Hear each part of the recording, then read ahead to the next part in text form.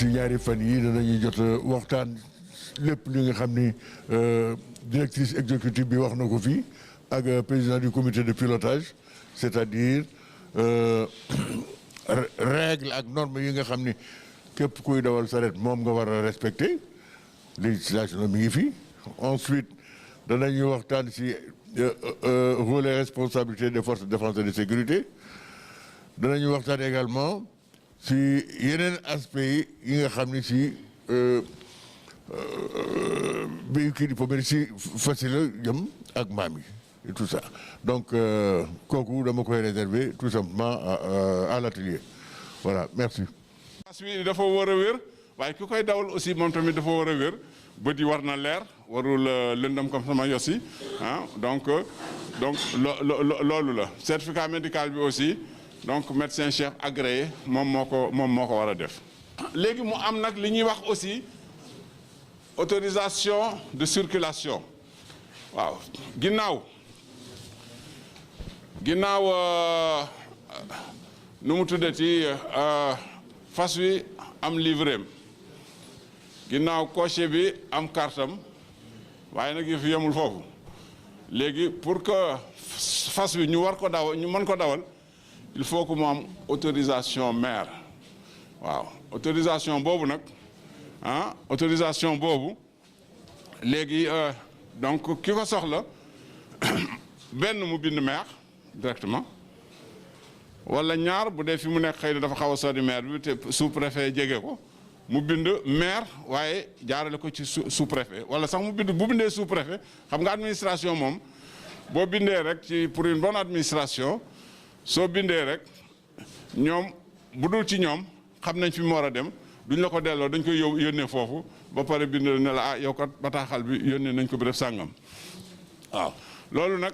maire bi aussi parce que loolu aussi bon parce que maire bi dafa am compétence ci wàllu police de la circulation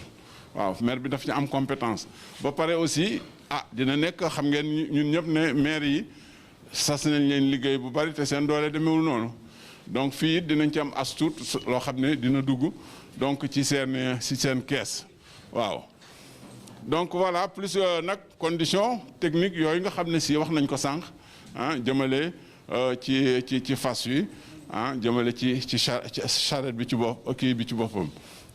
donc charrette bi c'est bon waaw léegi nag ginnaaw ñu def loolu yëpp ginnaaw aussi ñuy waxtaan di leeral di sensibiliser waaw am na foo xam ne nag bu ñu fa tolloo nag il faut décision daal di ñëw waaw décision yooyu nag sanction yooyu am na ñetti type de sanction donc benn bi mise en fourrière la benn bi dañuy retirer donc autorisation circulation boobu maire bi joxoon dañ koy retirer bon temporairement mën na ko nekk waaye mën na nekk aussi donc ci diir donc bu gën a gudd ensuite donc retrait temporaire de l'animal et du véhicule dafay dépendre nag ci type donc d'infraction yu ñuy def ñu ne bu dee mise en fourrière bi du ca yem rek donc day booleeg 5000 francs d'amende te it nag bu dara desul nag lu dul nga jëli ko ca fourrière ba foofu it dana fa am lu la fay fekk lu la fay xaar donc décret bi ñu doon wax sànq 2007 bi donc moom moo régir loolu waaye nag yamu ci aussi nee nañu am na loo xam ne si nag waroo ko defaat ko parce que boo ko defee defaat ko kaso xaj na ci fanweeri fan kaso kenn ñaanu ko yàlla kenn waaye nag lii yëpp pour que rek jàmm waaw dañ koy def pour que nit ñi bàyyi seen xel waaw pour seen jàmm ñoom ak jàmm ñi ñu seqal tali bi waaw li jëm ci retrait donc de l'autorisation de circulation mën na nekk 3 mois mën na nekk 6 mois mën na nekk aussi at waaw waaye nag am na nu muy demee sax mu nekk un retrait définitif waaye retrait boobu nag bu boobaa gouverneur daf koy approuver day fekk aussi am na commission boo xam ne dinañ ci ñëw léegi commission boobu xool ko ba gis ne kat ah kii kat li mu def rëy na rëy bu tax ñu war a donc retirer donc nu mu tuddati autorisation boobu. alors dernière bi foofu fii nag moom responsable service des mines ak bu élevage ñoom ñoo xam nga comme léeg-léeg rek ni ngay dem ba gis benn oto bu doy waar ci tali bi léeg-léeg sax nit ñi naan kii fu mu amee visite technique est-ce que sax am na ko waaw alors ñu ne kii warul daw naka noonu responsable yi muy chef service des mines ak chef élevage donc am na loo xam ne si buñ ko gisee ci charrette bi mën nañ ko arrêter waaw jël décision donc te dara du leen ci fekk waaye lu ñuy motiver la nag parce que du nekk rek lu leen neex waaw lu ñuy motiver la c'est bon léegi alors commission boobu ma leen doon wax nag parce que yëf yi aussi lu ci nekk dañ koy teg ci yoon waaw donc commission d'arbitrage bi président bi mooy chef service des mines rapporteur bi mooy chef service de l'élevage comme ni ma ko waxoon rek ñoom ñoo seq donc liggéey bi ñoom ñooy seeni partenaire da ngeen leen di jàpp comme ay partenaire waaw léeg-léeg mu jar ngeen dem jël initiative dem toog waxtaan ak ñoom waaw lan moo doxul ci secteur bi naka la ñuy def ba loolu dox waaw bu leen jàpp comme ay adversaire déedéet ñoom yéen a tax ñu nekk fii waaw administration des transports li ko tax mu nekk fii pour dooleel transport bu ñu nee dooleel transport mooy dooleel opérateur yi waaw mooy dooleel ñi nga xam ne si ñu ngi ciy yëngatu mais nekkul pour di leen bundaxatal wala yu demee noonu waaw soo leen amee idée ñëw leen waxtaan ci ak ñoom léeg-léeg ñoom tamit ñu woo leen waxtaan ak yéen li am solo rek mooy lu ci nekk nag ñu fàtte suñu bopp te secteur bi tax te réew mi aussi tax donc ci commission boobu ginnaaw ñooñu donc chef service régional bu sécurité ci la le commandant donc de la compagnie de gendarmerie territoriale mi ngi ci la commune am na ci donc représentant plus maintenant les professionnels un représentant des cochers ak un représentant des propriétaires de véhicules donc hippomobiles donc lii daal la ñu bëggoon waxtaan ak yéen ci li nga xam ne si mi nga aaju ci code de la route bi li nga xam ne si mi nga aaju ci loi d'orientation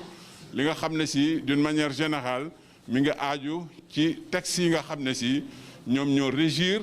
donc lii nga xam ne si moom ngeen di liggéey ngeen war ko xam jàpp ko donc pour que taaral suñu dëkk parce que it ci taaral suñu dëkk donc la bokk waaw mbir yi am na nu muy demee ci taaral donc dëkk bi la bokk kon foofu laay yem nekk nag seen disposition fekkee ne si donc am na lu leerul ñu jéem ko leeral waaw donc ñu ngi leen di gërëm di leen sant beneen yoon. ku ñu teg ci yoon dañ ko amul ne kenn ku nekk la nga bos la ngay liggéey nga organiser wu ñu organiser la ko ba mu jekk rafet mel na ko jamono day soppeeku te kenn warut a xeeb borom saret kenn war ko xeeb néew na tey jii ku sa kër maam wala sa kër nijaay amutoon saret kon ñun ci lañ bokk ba ñu jaar ci yoon wi war nañoo dépassé ñun tekki ay laab war nañoo dépassé bu ñu pono war nañoo dépassé jiital mën ñeen fukki saret dinañ jiital leen yóbbu police mbaa leen yóbbu gendarmerie nañuy réglementé ñu amee këyit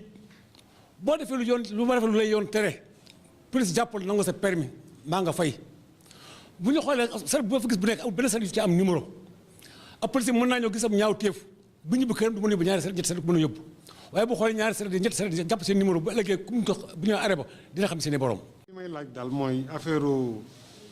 trois types de sanctions yi laay laaj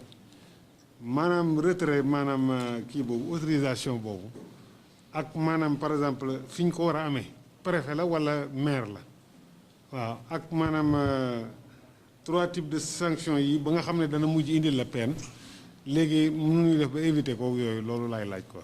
waaw man de damay laaj ba xam ku bëgg kayit yi nga xamante ni moom ngeen di laaj fu ñu koy defee ak maanaam nu ñuy def ba man ko am loolu daal laay laaj man fi ñu toll yi ndaxte wax dëgg yàlla bu ñu sañoon ba ñu aw ci yoon waaye nag daal ngeen fii ngeen aw ñu aw fa ngir ñu am jàmm lii rek la ñuy sàkku daal ci yéen fu ngeen ci leer rek ñu jëm cee aw ci yoon ni ngeen ko bëggee rek incha allah waaw. lan mooy problème bi bon pour revenir peut-être ci sanctions yi comme ñu ci bari ci yéen posé nañu. comme yow mi yor sa oto amoo sa yoroo carte grise wala carte grise bi nga yor baaxul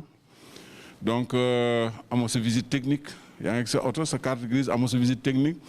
wala sa assurance jeex na wala sa permis validité bi jeex na yooyu ngay ramener fii rek waaw maanaam carte mi ngi dawal te amul carte coché waaw xam nga carte coché bi moom service des mines moom moo la koy jox waaye ci liggéey bu mu seq la ak élevage ndax mbirum fas la aussi te service des mines moom ci mécanique la am compétence amul compétence ci fas su ko defee nag moo tax lettre bi ngay def demande bi ngay def pour am d'ailleurs carte coché boobu donc demande bi ñu ngi koy adressé chef service des mines waaye doo ko yóbbu directement da nga koy yóbbu ci chef service élevage donc moom la ñuy wax sous couvert léegi moom su ko defee lim ci war a def mu def ko ba pare doo ko yónni doo ko jox chef service des mines mais yooyu warul am benn jafe-jafe donc démarche la rek bu ñuy def pour que loolu mu mën a nekk. donc li ma waxee ci visite bi li ñaan visite technique bon dama koy jël partie technique bi nga xam ne si xam nga ñaari partie la fii am na partie technique bi nga xam ne si moo concerne service des mines jëm ci carrosserie bi éclairage ak yu demee noonu ak li nga xam ne si moom contrôle sanitaire la bi nga xam ne si boobu élevage ñoom ñoo koy def xam nga ñaar yooyu nag bu ci manqué rek donc da ngay gis ne condition yi pour que fas yi wala mbaam bi mu daw amul waaw donc loolu dafa nekk plus nag maintenant beneen élément bi mooy autorisation de circulation bi nga xam ne si maire yi aussi moo koy joxe waaw parce que loolu aussi soo ko amul donc waroo nekk ci tali bi pour exploiter bu dee nag koo xam ne si dafa yor sareetam jëlul nit di dem bon amul problème waaye nag bu dee koo xam ne si dafay wut client foofu nag dafay am problème donc yooyu daal mooy daanaka yi nga xam ne si soo ko amul yoon daan la bon yooyu nag donc bu la ci yoon daanee ñu ne mën nañ ci fourrière oto bi waaw ñu ne bu boobaa buñ ko fourrièree déjà di nga fay 5000 francs boo koy jëli di nga fay loo xam ne si dinañ la ko wax lu donc décret 2007 bi taxawal bon ñu ne nag loolu nag boo defee erreur bu mel noonu waroo ko defaat waaw parce que en fait état bi nekkul ne dafay bëgg firnaal nit ñi di leen yóbbu prison wala yu demee noonu déedéet waaw mais daf koy def rek pour que nit ñi gën a xoolaat seen bopp xam ne lii kat lu ñu war a moytu la ñu moytu ko donc loolu la alors léegi gis nga yooyu ñu wax noonu boo koy xool soo ko matalee rek daanaka dafa mel yaa ngi ci yoonu li ñuy wax professionnalisation waaw te professionnalisation bu taxawee rek da ngay gis ay comportement changé waaw te comportement yooyu bu changé jafe-jafe yi ngeen doon am ak les forces donc de l'ordre donc ci terrain bi doon leen ko am parce que gis nañ beneen façon xëy na cocher gis nañ beneen mbaam wala beneen fas ci tali bi ba nga xam ne si kon xëy na li ñu leen doon sonal ci wàllu contrôle bu boobaa dafay néew contrôle du mën a ñàkk nag waaw waaye mën nañ ne dafay néew ndaxte y a ce qu'on peut considérer comme étant du nouveau matériel il y a ce qu'on peut considérer comme étant de nouveaux comportements hein. Bon xëy na peut-être même sur ce plan nos amis des force de défense et de sécurité bu ñu bëggee donc def ci commentaire mais li wér ba wér mooy bu matériel bi changé comportement yi changé rek di nga gis ne relation yi donc aussi dina changer positivement donc loolu la alors waa assurance bi aussi comme lu war a am la léegi su fekkee ne si charrette bi mi ngi en état donc mi ngi kon visite technique am bi service des mines def mi ngi carnet sanitaire am ak contrôle bi nga xam ne si def nañ ko xam nga chaque semestre lañ koy def ñaar yëpp visite technique bi ak contrôle sanitaire bi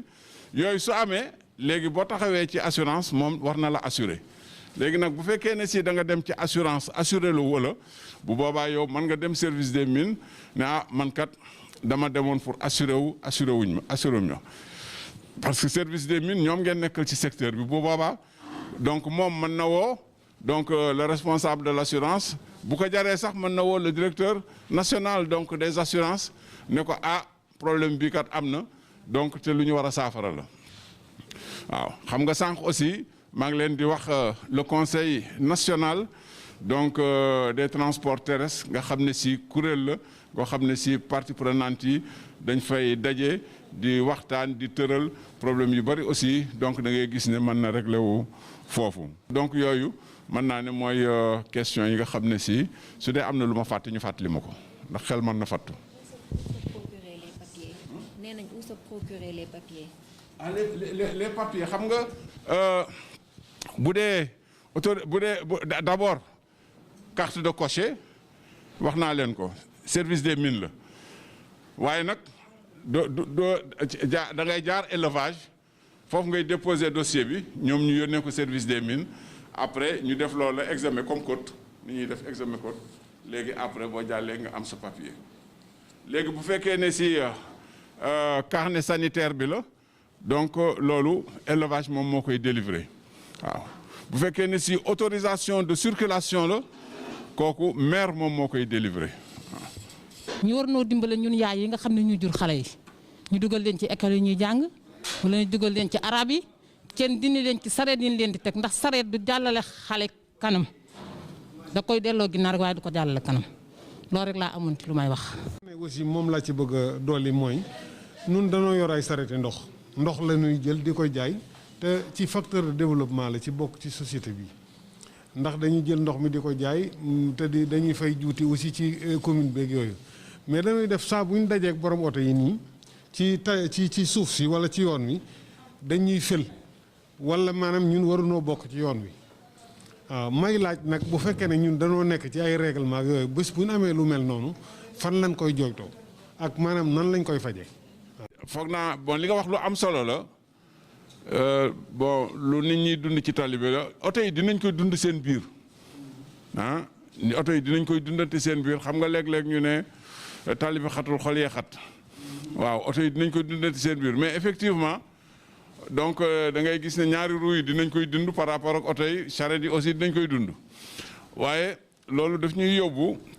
par rapport maintenant ak li koy faj daf ñuy yóbbu rek ci organisation waaw boo leen amee organisation comme ni ma gisee ngeen am seeni association donc de cocher ak yu demee noonu léegi sànq wax nañ ne dañu war a am esprit donc de partenariat ci tali bi nga xam ne ñoo ko bokk loolu lenn ci liggéey bi partenaires doon def la pour gën a jegeyee force de défense et de sécurité yi ak population civile yi surtout ñi nga xam ne ñu ngi yëngatu ci tali bi waaw mais jàmm ji nag ci ordre lañ ko mën a amee pas ci désordre waaw moo tax ma ne bu dee am ngeen seen organisation nga xam ne yéen a ngi jokkoo ak ñoom di jàppalante ci liggéey bi waaw parce que léeg-léeg ku ci nekk mën na am soxla ci moromam parce que léeg-léeg nit mën na xam lu moromam xamul waaw te sécurité dafa di lu global bu boobaa nag organisation yi ngeen di am ñoom donc dinañ am contact ak ñoom bu yenn yi amee donc ngeen jël numéro ki def loolu ak bés bi mu ko defee waxtu bi mu ko defee fi mu ko defee ngeen jox ko seen responsable moom bu demee ci ñoom ah bu boobaa ñoom du ñàkk donc luñ ci def wala luñ ci wax xam naa dinañ leen jox parole léegi ñoom ñu wax ñu loolu donc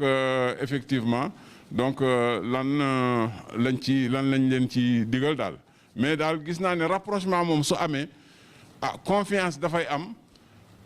c'est vrai qu'il faut pas abuser de la confiance mais su confiance amee ah donc mën na régler problème yu bari mën na régler wu. donc xam naa léegi après dinañ leen jox pour ku ci bëgg a jël parole mu wax ci waaw léegi naka la ñuy soxna si wax naka la ñuy wàññee effectivement accident yi ambition wu Nations Unies nga xam ne sunu ambition la ñun waaw loolu nag xam nga affaire bi dafa bari ay pàcc li koy régler am na loo xam ne si mi ngi ci ay tali yu ñu war a defaraat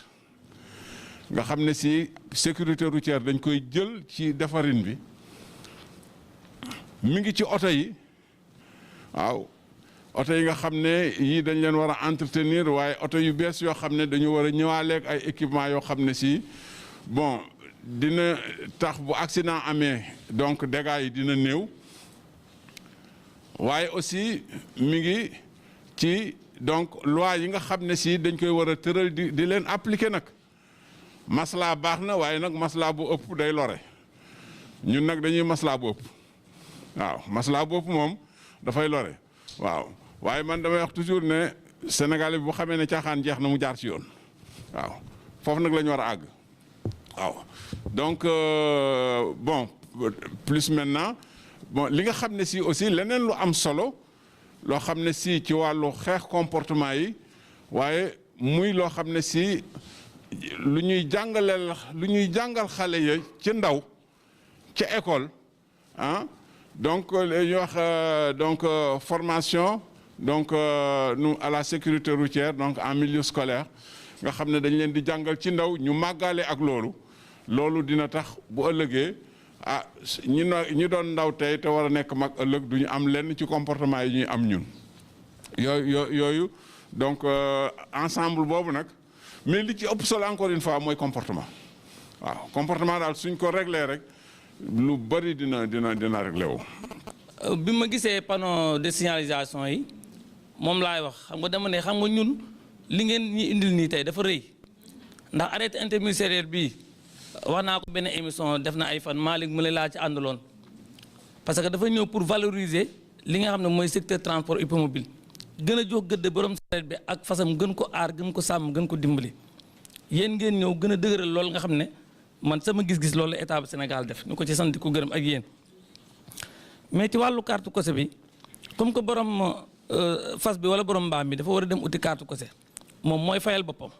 wala mu xool nu muy def ak maireem ndax comme que mi ngi fay ay taxes xëy na maire mën na koo jàppale waaye moom moo ko war a utal boppam mais ci xam-xam bi mu koy wuti ji mu signalisation verticale ak yooyu moom laay wax ne ndax noppi ngeen pour jàppale ñu ci formation boobu ñu mën leen see formé waat bien avant que ñuy dem ni uti carte kose. waaw merci beaucoup man nag ma contribution dafay dem aussi vers professeur ci wax bu mu njëkkoon wax donc dañu gisoon ne moom bi ñuy wax ci problème mu émetteurs yi ñun ñi nga xam ne ñooy dem war a former ji waat génne na matériels yi ñu war a àndal pour dem former ji mais ressource humaine bi pour man am na lu des ci te dégguñ ko ci si ma proposition est la bonne nan lañ leen di former d'abord ci communication parce que Aline Kobar bi takk mbaam bi taxaw biig reerul madame naan ma jox ma dépense nga xëy naan ma seega alors danga may tànqal kon jàpp naa ne aussi ci formation bi su fekkoon mën nañ ci additionné kenn koo xam ne xam-xamam màcc na ci communication maanaam émetteur bi nga xam ne day dem di wax ak ki nga xam ne mooy récepteur bi caniveau yi mën a taxaw ñu am message bi mën a am aussi feedback bi ñu soxla pour que nga xam ne suñu jógee ci ñoom rek du jar ñuy ñëw ak ñëwaat mais dafay impacter directement ci nit ki pour mu dem pour réaliser ko maa ngi tuub.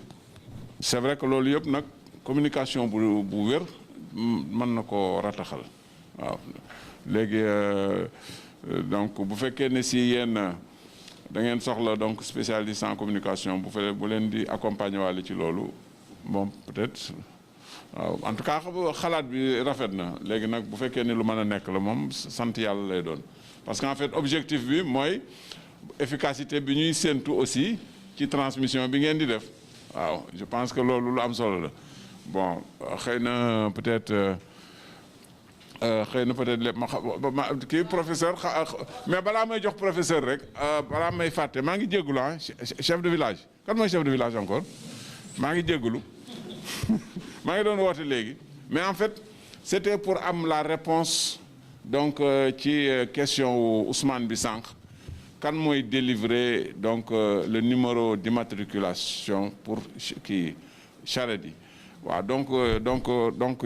jot naa donc ki ma doon responsable bi ma doon woo léegi bi ma doon woo waaw nee na mairie moo koy délivrer en rapport avec le service donc régional de l'élevage waaw c'est que élevage bi toujours rek pour aspect sanitaire bi waaw donc mairie moo koy délivrer. En tout cas di leen jaajëfal si teewaay bi ak participation bi donc man benn point rek laa si di wax te yaakaar naa ne léegi souligné ngeen ko ci biir kàddu gi dañuy bëgg parfois di def mbir mais mbir mi ñu bam di ko defi wala ñu jug pour dem gëstu ko duñ ci am l'information nécessaire bi ñu ko defee comme sunu zone bi nga xam ne zone la boo xamante ni da ngay bëgg benn métier mais doo dem laaj parce que je crois que ne ku dëkk ci ab dëkk rek am na ab commune nga dëkk wala am na ñoo xamante ni ñoom ñoo jiite dëkk ba je crois que ne looy mën di def rek war nga mën a jug dem dox ba foofu parce que vous êtes bien organisé ay association ngeen donc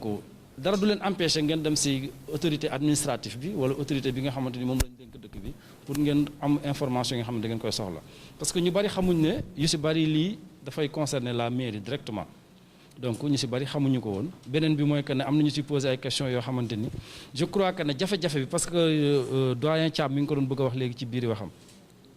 su ngeen organisé woo en forme d'association seen doole mooy que ne seen njiit s'il y a des problèmes bi nga doon wax léegi nga dox ci kaw tali parce que yow li ngay wax ni la majeure partie mi ngi xewee ci suuf si dafa am ay mbedd yoo xam ne nii ay suuf la mbeddu suuf la du tali quoi amul goudron comme su ma ko mënee wax noonu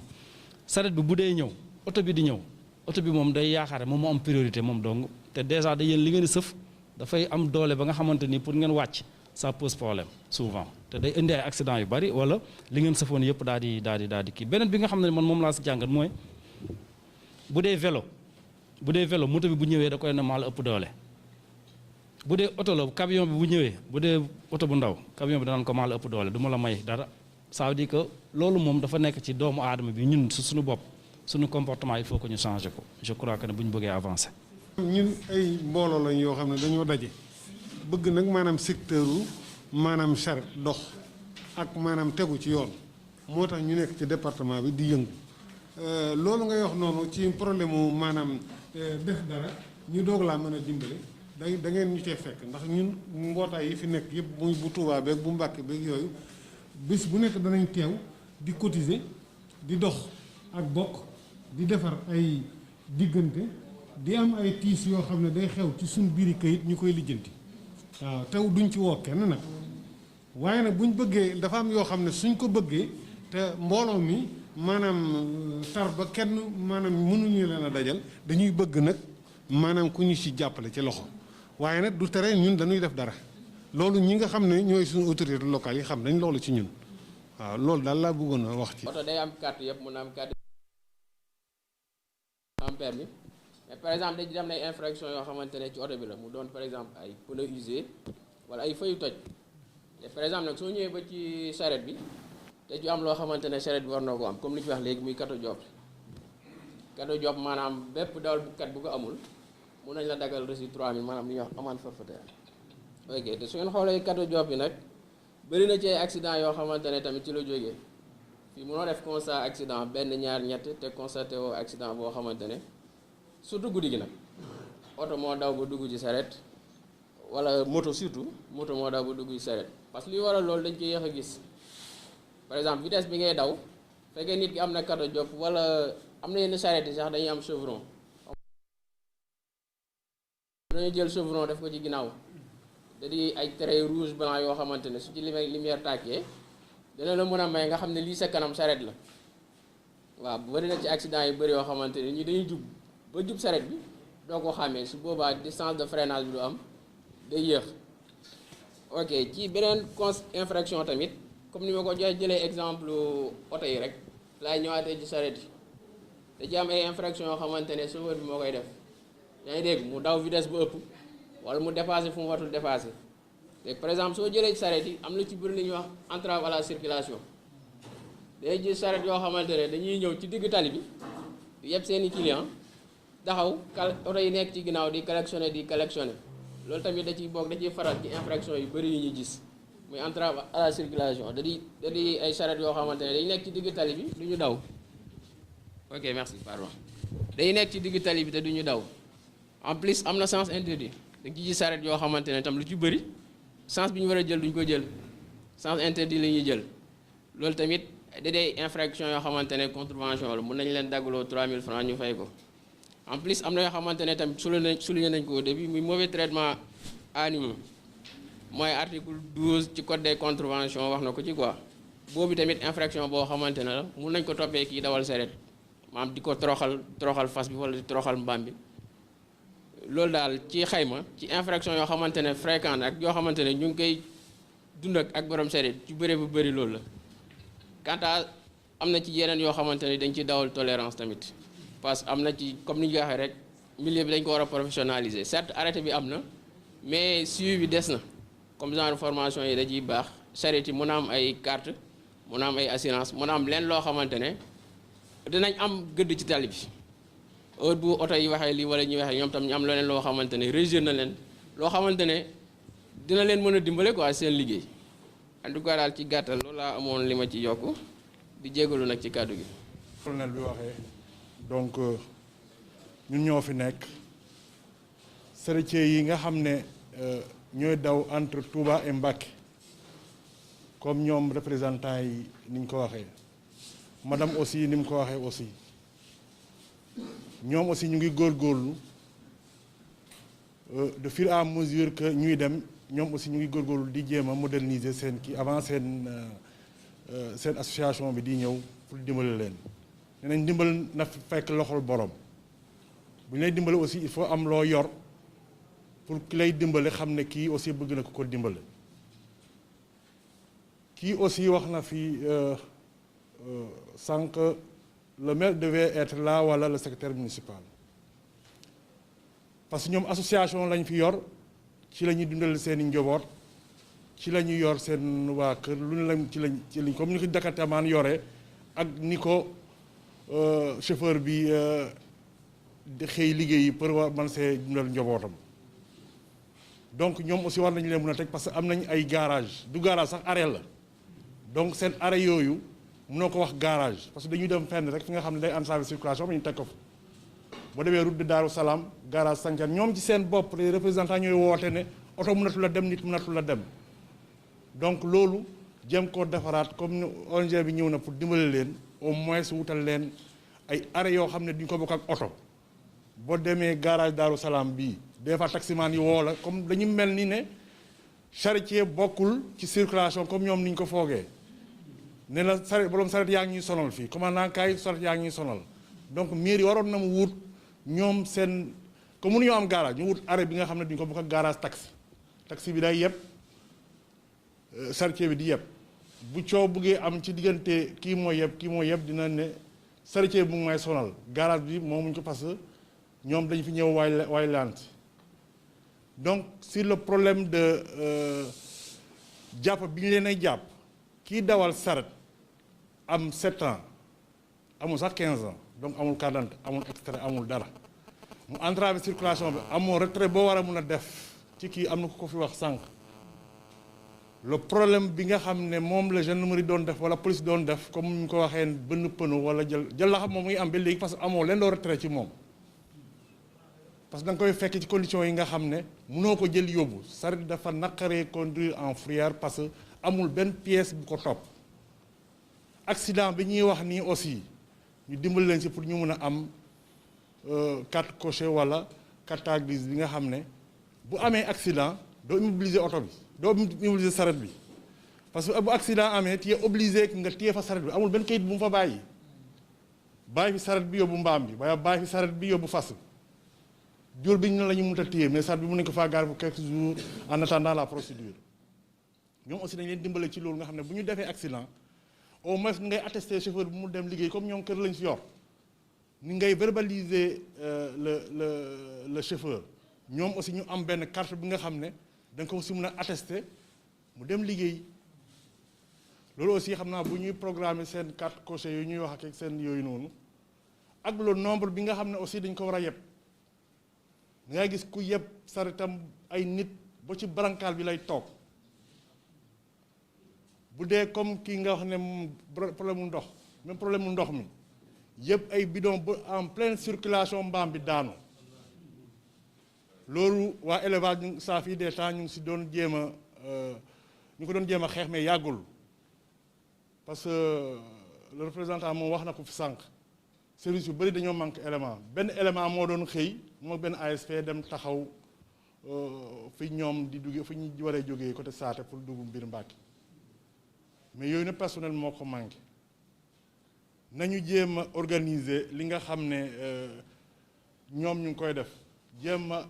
defar seen garage pratique yi ñu fay def comme ñoo représentants yi ni ngay woote ñi ñu may entravé usage bi ñuy utiliser ko soit genzal mbaam wala genz sa bopp ci arrêt ba nga nekk loolu noonu yëpp seen représentants yi nga xam ne fa lañ nekk war nañ ko mun xeex la police est là la gendarmerie est là foo dem tey jii ni déclaré ko aussitôt la police wala la gendarmerie va se déplacer pour s'enquérir la situation boo demee ci commandant brigade bi ne ko sa numéro laa soxla woon pour borom saret wala le commandant du corps urbain c'est lui qui gère la circulation pour wax ko ne lii laa bëgg pour nga defal ma ko il va le faire sëñ Mayel est là les représentants yi fi nekk aussi du ñu bàyyi fenn parce que dañ may woo ci loolu kii bu ñu jàppee ay charretier ci ay problème carte jom l'autre fois moom moo ñëwoon pour intervention balaa nga fay génn da ngay jënd carte jom à 1000 francs ñëw taf ko bala ngay génnee saret bi après tu payes la contravention merci beaucoup. fekk loxoy borom maanaam déjà que ñu faciliter leen won leen yoon bi def plaidoyer au niveau des autorités pour que ñu jàppale leen aussi pour pièce bi yomb autorités yi tamit mettre en place des dispositifs je pense que ndimbal def nañ lu grand pas def nañ lu bëri loo xamante ne yéen pour wonee seen pas-pas ne que am ngeen effectivement li ko doyen wax dañuy wax ne que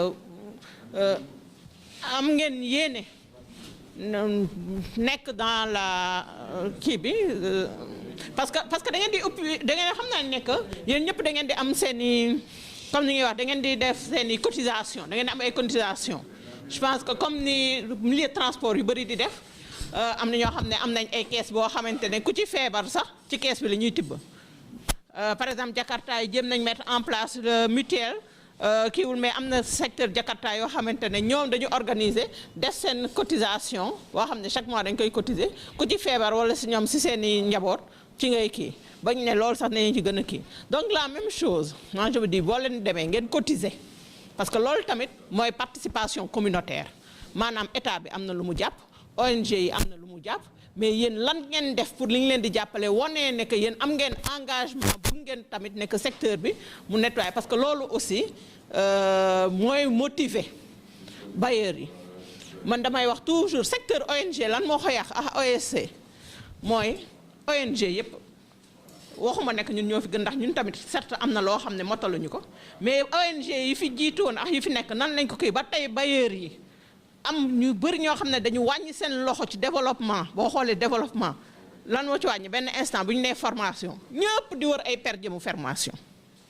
ñëpp di wër formation da ngay ñëw ñu former la man mii par exemple man damay dem ñu former ma fii tey kii ma déggaat formation ma dem fële ma déggaat formation mais formation boobu fekk def naa ko ba yaakaar naa ne que man li ñu fay wonee ak li ñu fay wax am naa compétence bi lan laay dawaat boobu formation bu dee amaluma njëriñ lan laay dem lu dul rek pour récupérer ay per diem loolu du loo xamante ne day tax état bi day tax bailleurs yi ci boppam respecté ñu parce que bu ñu toogee daal di ne dañuy xeex corruption dañuy xeex li nekk ci tali bi dañuy xeex daal di ne mais corruption comme ni ñuy waxee ni mu amee corruption day am corrompu corrupteur corrompu moo ànd. c'est la même chose aussi tey bu ñu nee ne que lii moo war a tax ngeen nekk ci yoon état d'accord ne que comme li ma wax sànq ne que secteur hippomobile ak secteur Jakarta ñoo doon parent pauvre secteur transport. état bi jël ba arrêté ministériel 2020 bi ñuy jël en 2020 sax ñu confirmé waat ne que hippomobile cas spécifique transport la bokk Jakarta aussi état jël léegi ñun tamit ñu ñëw stop ci li état di wax pour accompagner leen yéen ngeen taxaw di xaar ne que lépp ñu jox leen ko loolu man dafa ñaaw man en tant que jigéen toog nangootuma sax man sama jëkkër kese joxe dépense ci kër parce que xam nañ ne que àdduna bi day métti dafa métti donc ni may takkee sama ndigg di muy jàpp ci kër gi ma ciy jàpp loolu day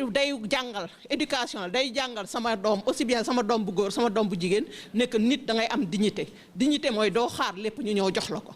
man dama koy wax doo xaar lépp mu ñëw sotti mooy naam yow si sa bopp da ngay wonee ne que lii nii man maa leen ko gën a kii ñàkk kat du tax ma ñàkk sama dignité man je le dis toujours. Moi, je dis toujours, je voyage toujours, fait partout à travers le monde. Ouais, je ne baisse pas la tête devant des blancs juste pour de l'argent. Moi, je regarde, les bailleurs dans les yeux. Parce que ce que je dis, c'est du saraxu du ñaan parce que dama ne man dama am lu ma apporté. Lu ma apporté mooy xëy na awma li ngeen am seen pays dafa développé parce que da ngeen ñu jiitu ci dara. Li ngeen ñu jiitu ci dara ni ñun ñi loolu la ñuy jéem a inculquer à la population. Ça veut dire que tey bu ñu toogee di wax tubaab yi nii c'est parce que ñun ñoo am position boo xam ne tubaab yi toujours ils nous prendront comme ça et pour loolu mooy même bu dee dërëm laa am boo ñëwee nga indi sa 10 000 francs damay ne man participer na ça veut dire que euro nga am moo gën a diis mais man participer naa sama CFA mais nii la toll loolu bu boobaa boo waxee damay wax waaye bu dee lépp man maa la ko jox bu boobaa du ma am lu may wax looy wax sa waaw rek laay dox donc pour loolu man moo tax man projet yi may diriger damay ni toujours day am participation communautaire pourquoi parce que bu boobaa doo ñëw ne partenaires doo ñëw da nga ne partenaires bi mu ñëwee man def naa sama lii état bi def na ci lii partenaires def na ci lii man ma def ci lii donc projet bi ñun ñëpp la man loolu laay wax moom toujours ça veut dire que boo leen mënee sax ne am nañ suñu permis mais jafe-jafe bii la ñu am nan lañ ci dee ngeen cotiser te même boo leen cotiser aussi si ngeen di gën a neex a accompagner parce que boo leen cotiser ngeen ne cotiser nañ de waaye maanaam parce que fii bu fi kenn jaay xel kenn ça veut dire que du jàng du parce que man dama jàng damay ne damay jéem a dox si seen maay ne excusez-moi entre kii yenn saa damay jéem a anglais bi français bi yëpp ñëw dama naan damay jéem a dox si seen mayen parce que damay foogoo ne yéen tamit ngeen ne mu kii de boo nga gisi kii tubaab la xaw ma lan dama koy jéem a jaay xel fii kenn ëpp fi xel kenn dañuy respectante kese xam nga ku nekk nga xam ne que lii ñun ñëpp ñoo ci jëriñoo force de défense et de sécurité yi tamit ñoom it dañ leen di alléger parce que tamit défi sécuritaire yi tey métti na métti bi nga xamante ne bu ñu leen wàccelee sécurité routière mënuñu leen wàcceel presque tout mais bu ñu leen wàccelee dara dinañ gën a mën a protéger suñu frontières yi ndax tey kenn ñàkkul xam ne que alerte terroriste bi ñëpp ñu ne mu ngi Sénégal mais bu loolu demee après ñun bu ñu protéger wul suñu frontières yi protéger leneen ba ñooñu dugg fi jàmb gi ñuy wax dañuy ñaan vraiment foog ngeen dem dëkk yi am guerre wala yu am terroriste pour xam ne que jàmb lii Pa Bachir Kounta doon wax jàmb ci la lépp xaj donc jàmb boobu ça veut dire que ñun ku nekk yaay développer sa niveau pour développer ku nekk sa niveau boo amul lépp aussi la nga am jiital ko maanaam da nga koy jiital ne man lii laa am mais lii laa bëgg léegi nan la ñuy def comme ça nag ci leen bailleurs yi ñun ñëpp di gën a am yéene gën leen jàppale jàpp ne que am yaakaar tamit nekk si li ñuy dox dina sotti man en général man loolu laay wax parce que je me dis fii dañuy waxante dëgg kese bu fi kenn jéem a naxal kii taw bu ñu waxantee dëgg si la ñuy arrivé lu ñu am bu ñu naxantewul ñun ñi ñëpp préfecture mairie yëpp gi nga boo ñëwee nga indi préfet ne lii laa am ñun daal 10 000 lañ cotiser nañ vraiment cotiser nañ mais lii parce que boo xoolee bu ñu ci génnee li ñu bëgg a def effectivement y a des frais carte coché assurance kii et tout mais jéem nañ def ci lii nan ngeen def même bu dee dañ leen koy étaler je pense man je demande boo leen étaler après xëy na mairie wala di nga gis bailleur boo xam ne même au niveau étatique les structures ay ANPEJ étrangères mën nañ gis ay bailleurs yoo xam ne dañuy ñun de mën nañ leen si jàppale li peut-être mu yokk mais déjà foog rek yéen ngeen cotiser ngeen indi dara ngeen ne ci projet bi ñun projet bi lii la ñu indil ñun lii lañ ci def état bi def na li mairie bi def na li force de défense et de sécurité def nañ li état bi jël na ay arrêté pour faciliter ñu reconnaître ñu donc ñun tamit ñoo koy woon delloo njikkal parce que li ñuy wax toujours citoyen warul caab lan la ma état indil parce que état bi kan la man la yow la kii la ça veut dire que si li ñuy cotiser li ñuy wax juuti bi natt taxe yi ñuy jël ñiy fay juuti ñi nga xamante ne impôt la ñuy jël impôt sur le revenu si loolu noonu lay état bi di doxee donc ça veut dire que si ñun lay revenir at léegi nag ñun si suñu participation communautaire mooy tax état bi jëlaat priorité yi redistribuer ko feneen ci état buy dox boo xamante ne vraiment xaalis mu ngi dem fi mu war a demee te pour xaalis bi dem fu mu war a demee li benn maire waxoon aussi mais man ñu ngi bëgg ma liggéey dëkk bi mais nan laay bu nee liggéey dëkk bi ku nekk yónnee na ma doomam boo xam ne bëgg na ma recruter ko ci mairie bi mais dëgg la budget bi bu recruter ñëpp kon mairie bi lu muy liggéey dañuy waxante dëgg rek c'est la même chose donc effectivement bu ñu jàppee ne lii ñoo ko fi teg carte coché la ñu bëgg wala permis la ñu bëgg wala lii lañ def am nañ formation je pense que bu ñu jàppee loolu lépp dina sotti